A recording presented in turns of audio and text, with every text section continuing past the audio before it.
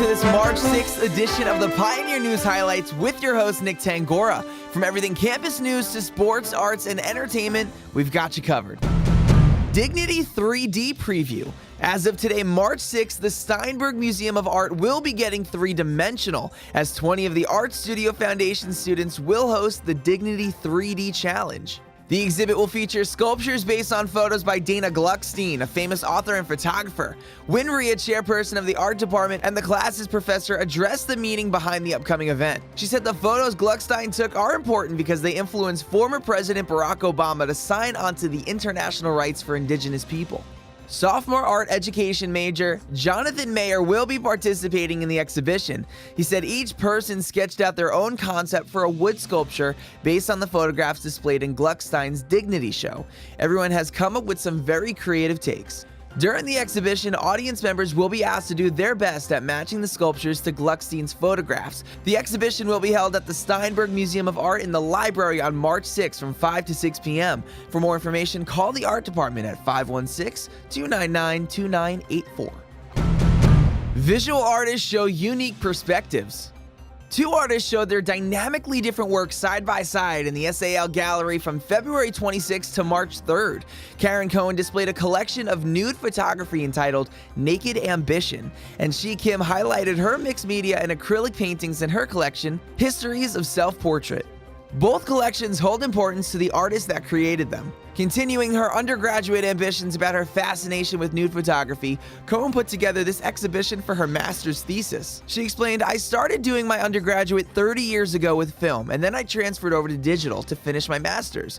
Cohen's undergraduate thesis was in 1987. There, she started developing the technique for working with the digital camera, and has been one of the biggest challenges she's ever faced. The photographs are printed on canvas, and each picture was taken through a sheet of wavy glass which distorted the subject behind it. There's a lot of experimentation with colored lights depicted in the photos as well.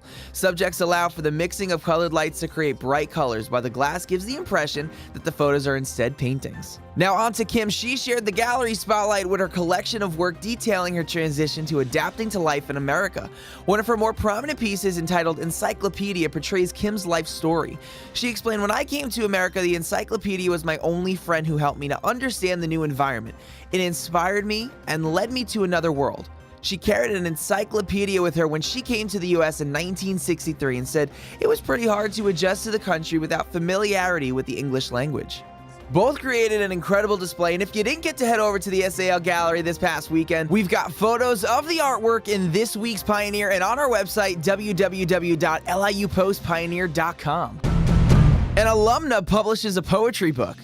Jacqueline DeStefano has self-published her first collection of original poetry entitled Water Lilies, released in June 2018. Now, since its release, the book has garnered success among the author's target audience, young men and women seeking motivation and healing. Jacqueline explained, "It's not long-winded, it's concise and clear-cut, it's real." The collection covers topics such as love, loss, friendship, family, bullying, and more. DeStefano meant for this to inspire growth and healing. It also covers matters such as recognizing mental illness like depression. She hopes readers find the purpose and value in themselves. Jacqueline continued, "It embodies many different experiences and feelings and elements of growth that a person of this age group may have already experienced or might experience going forward." She started assembling this collection when she was 15 years old, adding from 15 to 25, that's a decade, I'd say, of exponential growth. Reader Christina Principato said, "It really shows how a woman can change over time. I really think that it brought out specific features of my life that I was able to relate to within the book." After reading certain poems, alumni Raphael Anthony was able to take away messages that had meaning to him after interchanging the pronouns the author used. He explained, "When you read the poetry from a guy's standpoint, there's a message of true love and finding someone that can love you the way that you deserve to be loved." Water Lilies is available for sale at barnesandnoble.com and amazon.com. It's also available through iBooks as an ebook. For more information about the book, visit www.jackann.com. Follow DeStefano on Instagram at jacq.ann or on Facebook at Water Lilies by Jacqueline Ann. And over to the field we go. It was men's lacrosse versus Pace University. Overnight snow did not stop the men's lacrosse team from gearing up for a home match against Pace University over the weekend of Saturday, March 2nd. Although the team suffered its first loss of the season, 10-7, they displayed an impressive offense. Following an hour weather delay, the team marched onto a landscape of Pioneer colors, a field of green surrounded by a ring of snow under an unanticipated golden sun. 5 minutes into the game, LIU was up 2-0 with 2 assisted goals. The lead was short-lived when Pace scored its first point in less than a minute later. Pace closed out the first quarter, leading the match 4-2. Women's lacrosse player Peyton Napoli, a freshman special education major, braved the cold and optimistically observed the game from the sidelines. She said, "I would say this is an evenly matched game. Though they've had better games, they're still playing pretty well." Upon entering the second quarter, LIU's defensive measures took a downturn. Pace continued its lead, gaining themselves 2 additional goals. Halfway through the quarter, a holding penalty was called against Pace, creating a boost in LIU's offensive strength and a sea of chanting boos from the opposing side. With just over 4 minutes remaining in the period, Pace ran out the shot clock, placing the ball in LIU's possession.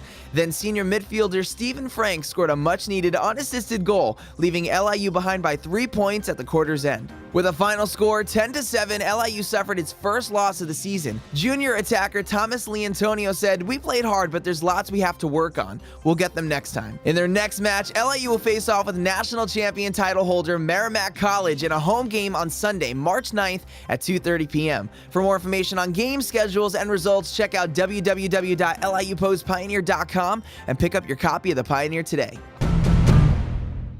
That's it for this week's Pioneer Highlights. Make sure to pick up your copy of the Pioneer every single week. And of course, check us out online, www.liupostpioneer.com. I'm Nick Tangorra. I'll see you next week.